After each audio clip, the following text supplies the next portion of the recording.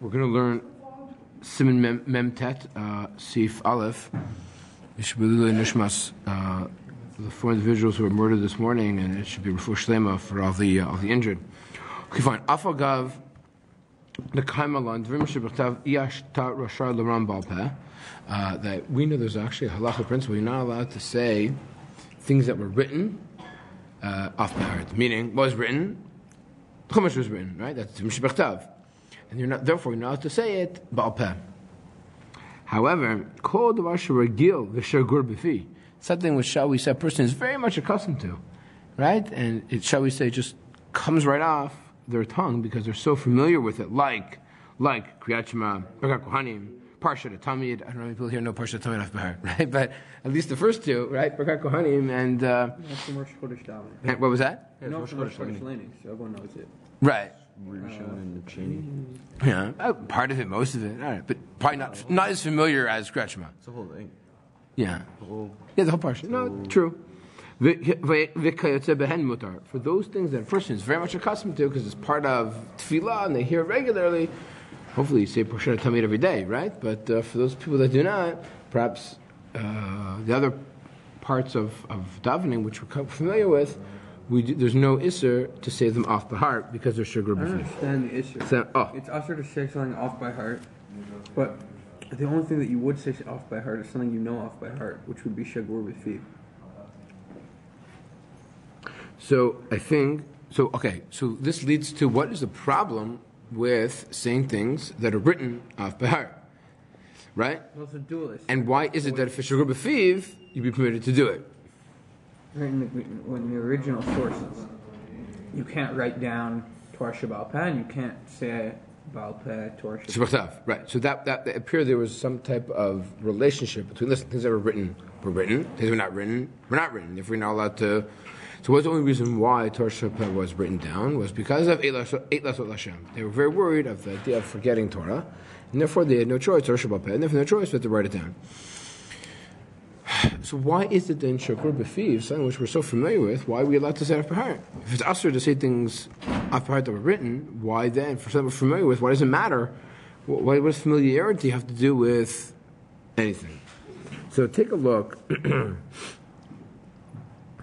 Okay, so first of all, the Mishnah actually begins with saying a guy who's blind, who has no choice, so b'diavad he can still do it.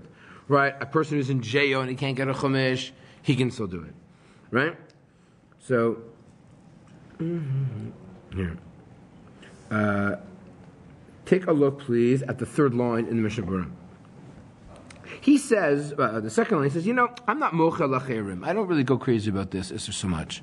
If people are starting to say psukim off by heart, I had a Rosh Yeshiva who's very makpid on this. Rabbi David, right? Now he's a Rosh Yeshiva in Shraga. Very, very makpid.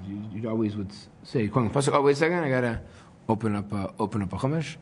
And by very makbid, I mean he would do it occasionally. Now, would he never ever quote a pasuk off by heart? I'm not quite sure. If he's so I think psukim that well, I don't understand anything. We'll see what the Mishnah Burah says first, and I'll come back to it in a second. So, take a look. He says, go on to say. Okay. So that's what about full pasuk? Right. The question is, are you even allowed to recite half a pasuk? That could be another violation of an isser, right? Right. That's why some people. You're not allowed to say pasuk, half a pasuk. Kiddush on Friday night. Right. So if you say lifnei and you say Iver, is that half a pasuk? Oh, like one word? Lifnei and you say Iver. Right. Lifnei Iver lo titem michshol is only half a pasuk, right? Well, just the 2 words. Well, even those 4 words, because V'yarei Milkacha ni Hashem, right? You're forgetting the second half of the pasuk, right? So, okay. So take a look at what's the. Because there's two issues here. The violation of Kol Paskinan is really actually not based. Well, there might be something which is related to the 2 of them, but I don't want to deal with that for now. I want to deal with now the second pasuk up here. So what does he goes on to say? He says, okay, people are not so makbid on this. Any mochel acherim, I'm makbid, he says, but other people are not. Shouldn't they yish poskim, because there are many poskim harbe, she'sovrim she'isser hu davka imotze baze acherim yedei chovatan. That no, this isser is a local. So on first glance, you'd say like, oh my goodness, this is like a blanket isser. It's going to be very difficult. People quote psukim, people quote learning, and how you going to function, right? Wait. So the first way to localize it is to only want to be motzi somebody, which is why maybe by kiddush, there's more room to be machmir, right? Which is why some people by Kiddush don't just say Va'i Erev Vaviv, okay? Rather they Say the whole. say the whole. That's the difference. That's the violation of Kol Paskinan, right? That you don't have to say part of a pasuk. Right. Well, that's what I was saying So, before. yeah. Okay, fine. V'chein katav. This is what is written in the Taz and the Bir Hagra. Fine. The Omrim Balpeh. Misha Doresh Barabim Bar Psukim. That's a person who's giving a share. He's quoting number Psukim.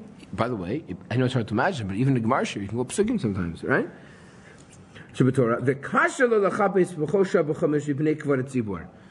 the problem? You're going to start flipping to Dvarim, and then you open up the Shmos, so then you're going to read a pasuk in Vayikra, right? So you're giving a pasuk on V'yareta Melokecha. So you're flipping here, you're flipping there, right? Or you want to give. It's very difficult. You know, open up a Chumash and flip. You have those bookmarks everywhere. Afshar Sheish L'Hakal. Room to be lenient. What is the rationale? So is the rationale because of Kavod Tzibur? One could argue because of Kavod Tzibur. Since when? Because of Kavod Tzibur, we could violate. First of all, by the way, this is only the Rabbanan, right? It's not Issa right there.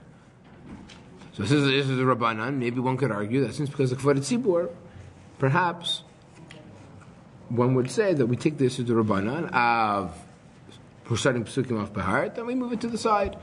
It's doch because of Kavod Tzibur. Or we could also say, when you give a share, not Yotzei people Psukim, right? You're not Yotzei people in a share, just part of Talmud Torah. Okay, Ayin b'Yoma, and Tosfot Yishan Ramatchel, ube Easter b'Teirutz Rishon, ube Teirutz. Fine, don't forget that. Okay. Now take a look at Dalid. How about something Shugur b'Fiv? Aval im ein Shugur b'Fiv hakol afagav Shugur b'Fiv aser. So if it's not Shugur b'Fiv, then you would not be allowed to recite it.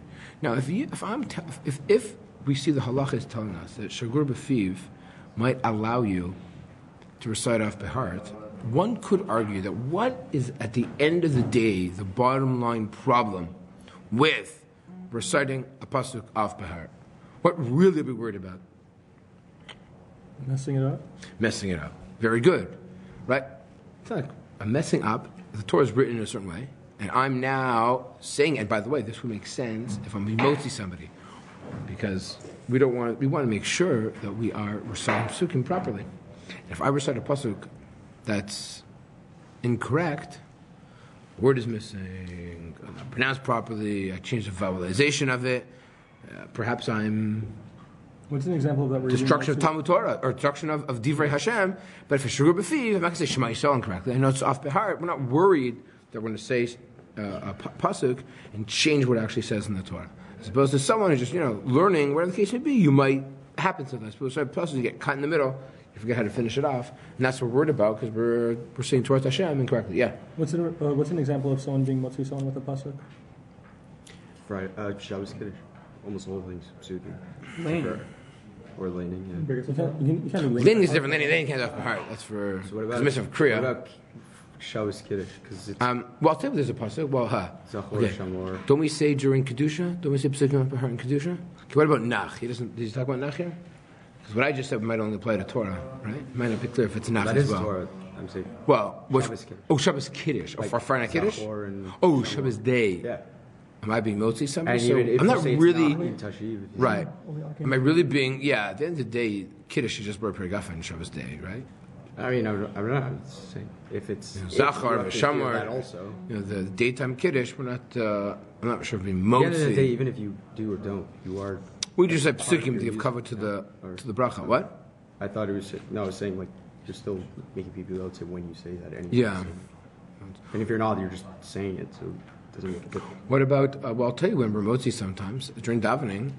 In davening we say v'shamru v'nisod l'Shabbos or vayichulu. So we do have psukim here and there throughout tefillah.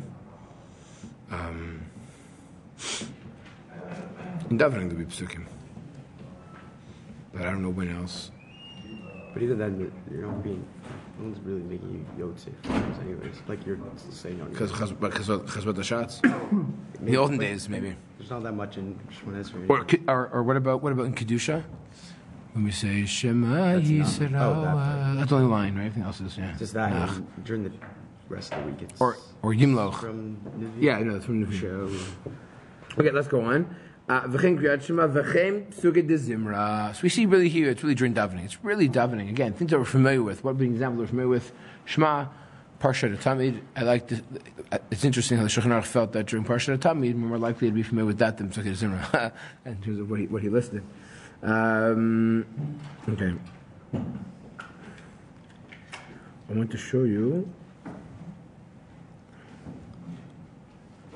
here. What he goes on to say, but Parshat Tamid, look at the second half of it, towards the end. Next line, Davar Ba'al Peh, Ki ima sheniskar po beShulchan Aruch, and he says, no, only say what is written here. Don't start adding things. Meaning, don't start adding Psukkei Zimra. Don't start adding why? No, only say things that are off by heart, what are mamash beferish in the Shulchan Aruch. Who b'tshuva, that is Maser Lomar Kol Sefer Tehillim Ba'al Peh. So again, it appears as if the tefillah thing, however, might even be permissible. In which case, when else do you recite psukim to be motzi somebody? V'nira lishmoch alav, v'lav hachi das ha. How's I think begrach v'posim the davka lotzi rabim dechvadan asur. So at the end of the day, the real issue, and this is what appears being consistent, is to be motzi somebody would be something which is asur to do. In which case, maybe we don't need to be machmir when we give a shir to say it from a printed text. And then he goes on to here. Look at Zion. Ubemotzi achim b'mirato et aktuvim mitzdad ha. Maginav Lachmer, Shalo Lamar Balpeh, Bechol Gavne V'chemasher Medivrei Hagra Ubebi'uro. So I think he's trying to say here, when you say even the Ketuvim. Now, is these Ketuvim referring to Ketuvim, or is it referring to Hakatuv? Is this Ketuvim like the third part of Tanakh? Or all of them. Or things that are, so unclear. What? Wait, you're saying that could include like Gemara and Mishna too? Oh, I meant Ketuvim isn't like, what about Nevi'im? I don't know. No. Nevi'im Ketuvim. Right, I was saying. So here, I think, hang on, I will show you. The Burah Halacha, by the way, also mentions about halal.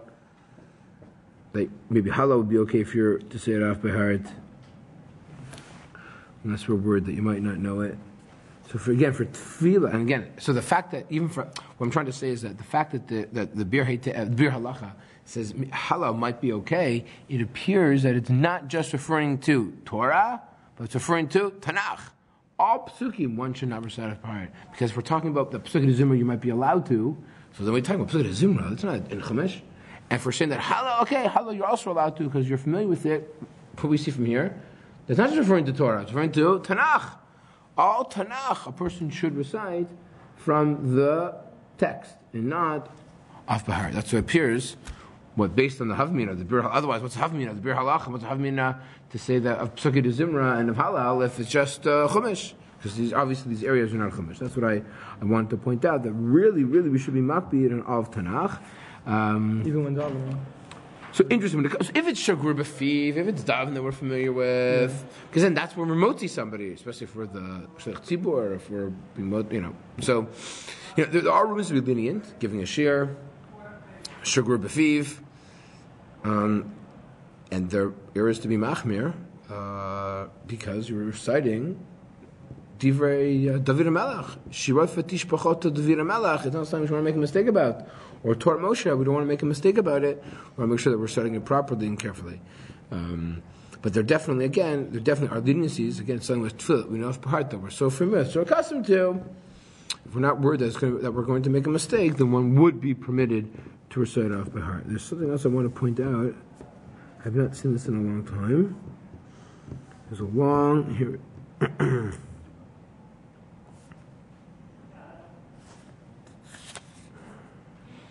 Yeah, he says by Tehillim it's Ora Rachamim, it's considered Tefillah. The Shari Tshuva says that when it comes to Tehillim, that we might be allowed to, because it's like davening. So the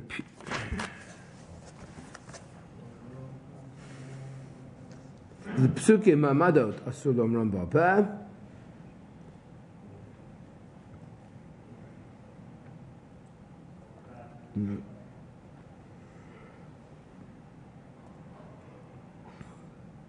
Here, there was a time. This is fun fact. There was a time they weren't allowed to say the Targum written. You have to memorize it. That's pretty amazing. There's a time where that the Targum Unkelus was considered Torah Sheba'al Peh, and therefore wasn't written, and therefore you have to memorize it. That's pretty remarkable. Life by heart.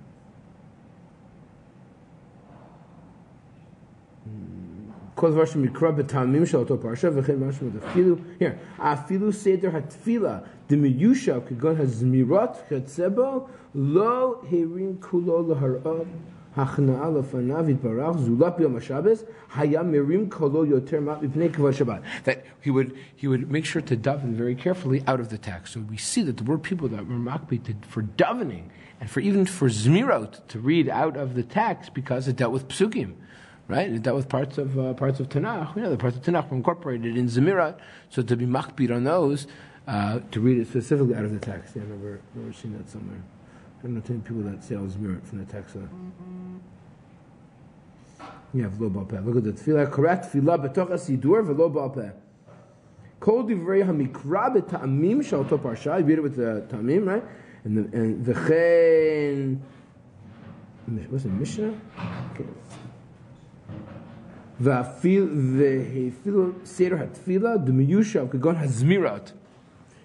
of davening like zmirat, lo hirim kolo laharot akhna'al lefanav. Except for Shabbos, but he'd say a little bit louder because of kavod Shabbos. Oh, so maybe zmirat here is referring to. I don't know if zmirat necessarily is zmirat as in Shabbos table. Zmirat might be psukkah de zimra. But anyways, that's what I remember the part. So it's a very interesting isser. Where at first glance it would really get us into a lot of trouble when you can't say psukim off by heart, and then, as shall we say, time went on, it kind of mitigated the direct isser, and nonetheless, I think it's something which it's worthwhile being careful about. Simply, it gives more honor, more kavod to the words of Tanakh if we're careful. So again, if we know it off by heart, we're not going to be concerned. There's one thing, but if we're worried, we might get tripped up. If we make a mistake, don't be shy. Read it out of a text. The person is giving a shiur, and it's a tircha, because to flip back and forth and to find it, that might be problematic. Unless you're really organized, you could just bookmark everything ahead of time, or you create a source sheet or something, which you have it in front of you, in which case that would be okay. Comes to laning. Laning has to be out of a cloth. You can't laning off by heart. That's problematic. So a slight of an obscure halacha, but I think is something which is worthwhile paying attention to. Hopefully, if Tanakh is sugar b'fiv, then we'll all be okay. So maybe we should all have Tanakh sugar b'fiv. If we recite Tanakh regularly, then we'll be okay. Bible contest. What was that? Yes, exactly. Okay, well, let's end there for today. To be continued. We're going to start with Hilchot Pesukei Zimra. God willing, next week.